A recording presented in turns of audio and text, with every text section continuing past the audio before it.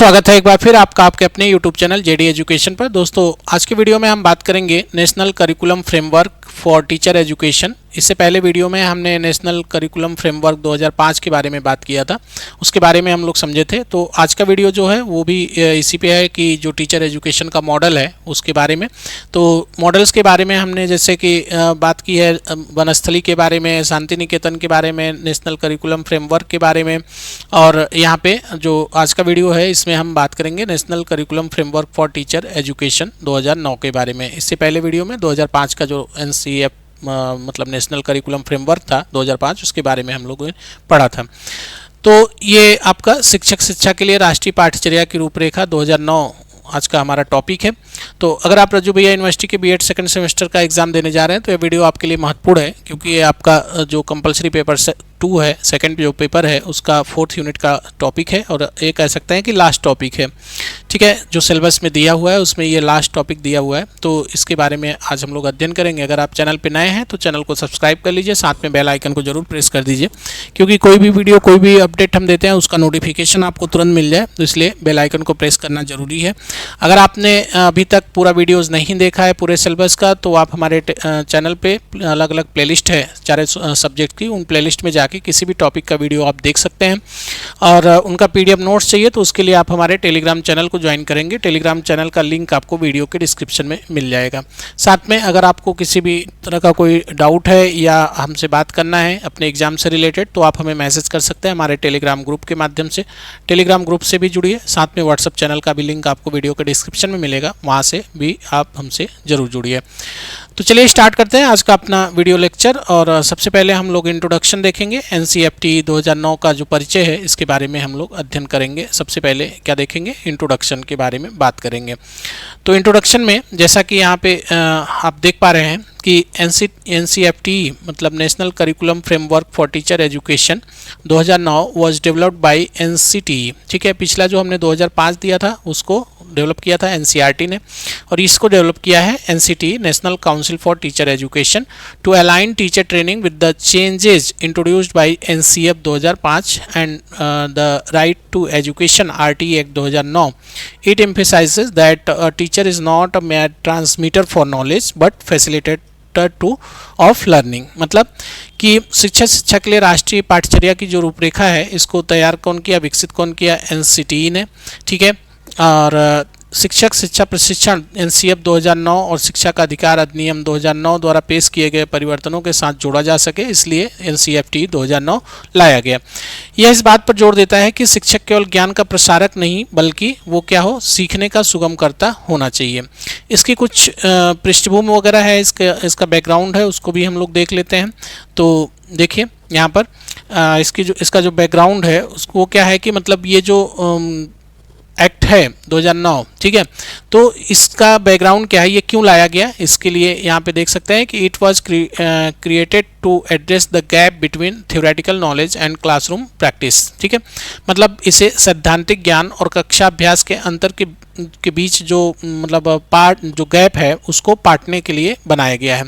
इसकी आवश्यकता क्यों बनी, to move away from the traditional मतलब जो हमारा व्याख्यान विधि है, जो पारंपरिक व्याख्यान आधारित प्रशिक्षण है उसको हटा के क्या करना है, एक्टिविटी बेस्ड लर्निंग पर फोकस करना है।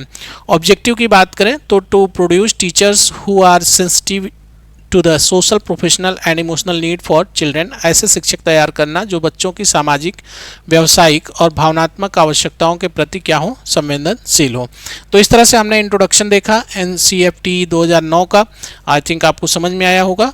आगे हम लोग इस पर बात करते हैं कि कुछ जो प्रमुख मॉडल हैं NCFT द्वारा सुझाए गए जो मॉडल हैं उनके बारे में हम लोग अध्ययन करेंगे एक एक। तो पहला जो मॉडल है वो है आपका रचनावादी मॉडल, मतलब कंस्ट्रक्टिव मॉडल। तो इसके बारे में देखते हैं कि रचनावादी मॉडल क्या है। This is the fundamental model of NCFT 2009। ठीक है, ये क्या है, एक आधारभूत मॉडल है 2009 का। यह सुझाव देता है कि शिक्षार्थी अपने अनुभवों पर चिंतन करके अपनी समझ खुद डेवलप करें। मतलब कि यहाँ पर ये जो मॉडल है, रचनावादी मॉडल, ये इस बात पे फोकस करता है कि जो शिक्षार्थी हैं, जो बच्चे हैं, वो खुद मेहनत करके, खुद चिंतन करके अपनी समझ को डेवलप करें। फाउंडेशन अगर बात करें तो इसका जो आधार है वो क्या है, ये किस आधार पे काम करता है, तो ये काम करता है जीन पियाजे और वाइगोत्स्की के सिद्धांतों पर आधारित है। इसमें शिक्षक की क्या भूमिका है, तो to create situations where student can discover and explore, ऐसी स्थितियां बनाना जहां छात्र खोज और अन्वेषण कर सके। शिक्षार्थी की भूमिका क्या होनी चाहिए, एक्टिव पार्टिसिपेशन एंड क्वेश्चनिंग, मतलब कि सक्रिय भागीदारी और प्रश्न पूछना चाहिए हमेशा छात्रों को।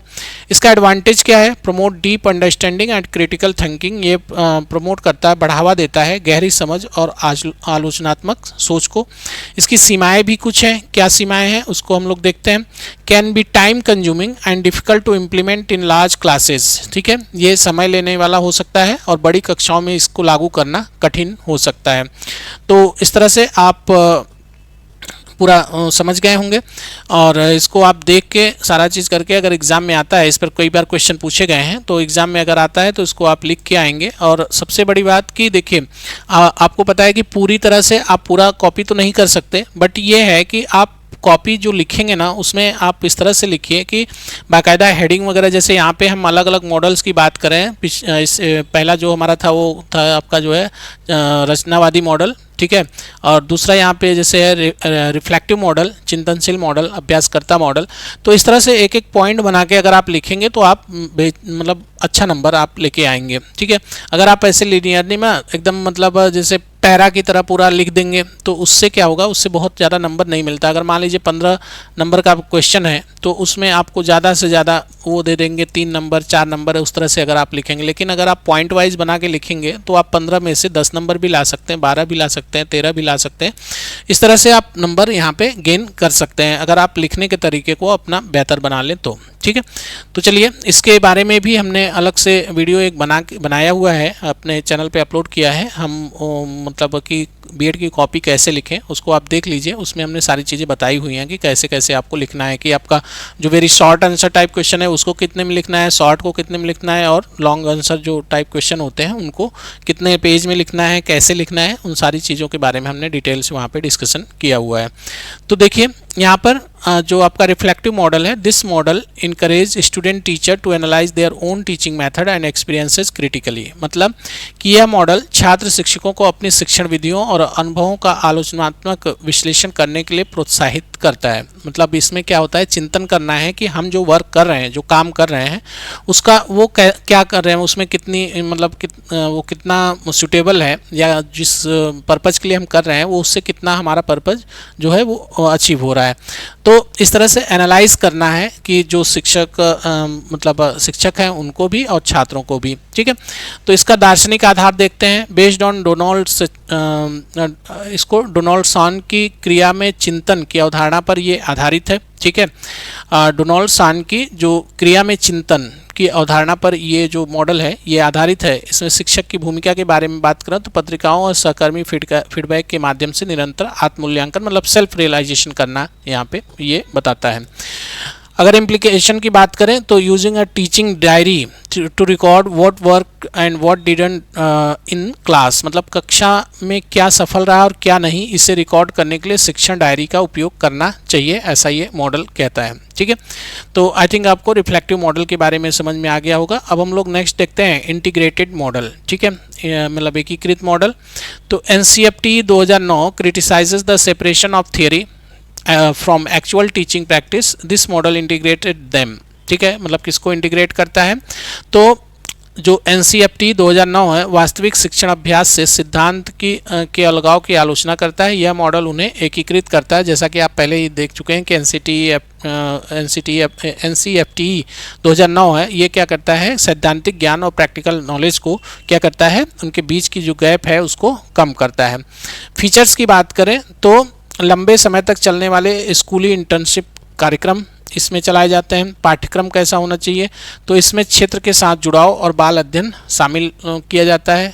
और एग्जाम्पल अगर हम बात करें तो समावेशी शिक्षा के बारे में केवल पढ़ने के बजाय प्रशिक्षु शिक्षक वास्तविक कक्षा में विविध शिक्षार्थियों के साथ काम कर सकें। जैसा कि आप अभी बीएड कर रहे हैं, आप ट्रेनिंग कर रहे हैं, आप एक प्रशिक्षु हैं, ठीक है, और आपको क्या है कि कैसे टीचिंग करना है, इस बात को सीखना है। तो सिर्फ किताबी नॉलेज नहीं, बल्कि ये इस बात पे जोर देता है कि अगर मान लीजिए आपको कक्षा में पढ़ाना है और उसमें हर टाइप के, हर कैटेगरी के छात्र बैठे हुए हैं, तो उनको अगर आप पढ़ाते हैं, मतलब उसमें कोई डिसेबल है, कोई मतलब बहुत तेज है, कोई बहुत कमज़ोर है, तो इस तरह के अगर मान लीजिए पूरी कक्षा में विभिन्न प्रकार के जो छात्र हैं वो बैठे हुए हैं, तो उनको आप कैसे हैंडल करेंगे, कैसे आप उनको टीच करेंगे।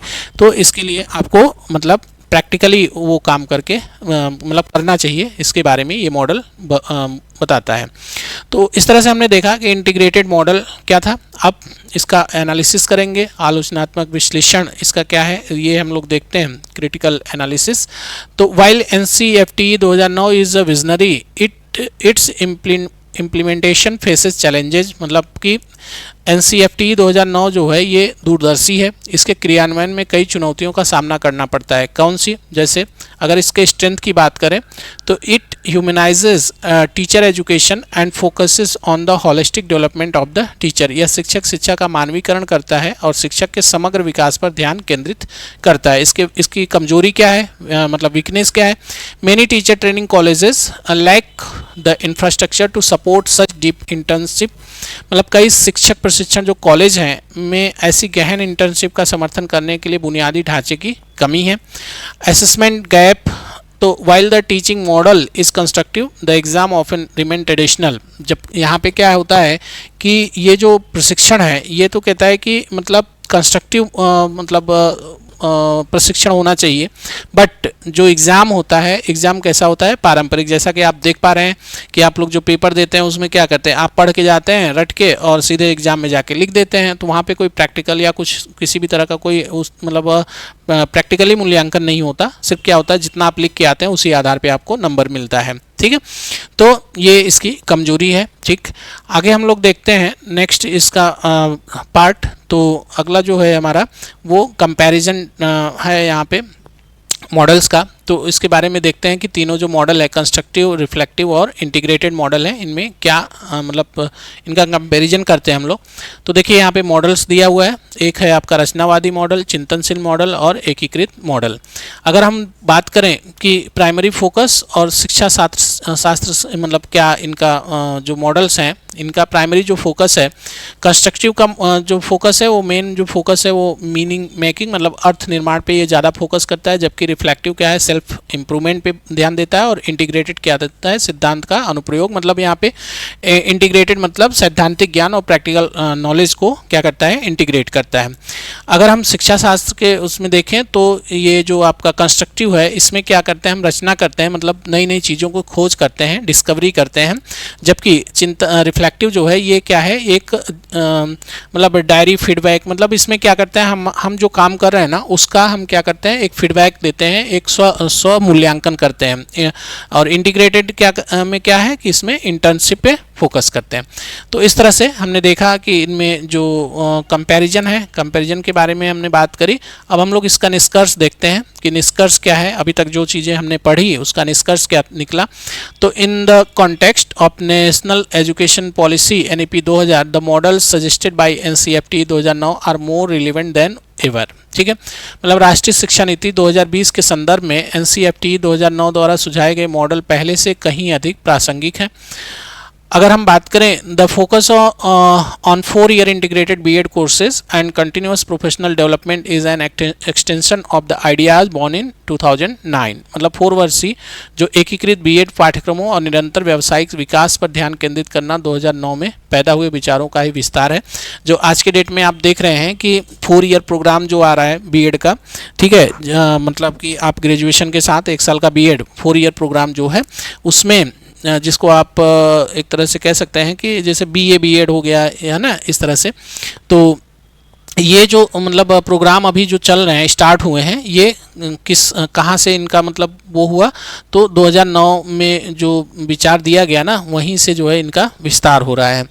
आज एक शिक्षक आपको आजीवन शिक्षार्थी, एक शोधकर्ता और एक सहानुभूतिपूर्ण मार्गदर्शक होना चाहिए। मतलब कि जो शिक्षक हैं उनको क्या होना चाहिए, आजीवन एक शिक्षार्थी, मतलब हमेशा कुछ सीखते रहना चाहिए। ऐसा नहीं कि एक बार आपकी नौकरी लग गई, आपको जॉब मिल गया, गवर्नमेंट जॉब आप पा गए, उसके बाद आप पढ़ना लिखना छोड़ दें। अक्सर ऐसा ही होता है ना, कि अगर गवर्नमेंट जॉब मिल गई तो लोग पढ़ाई लिखाई छोड़ के बस क्लास में गए, अपना 15 मिनट 20 मिनट आधा घंटा जो भी है लेक्चर दिए, उसके बाद हो गया काम खत्म। ऐसा नहीं होना चाहिए।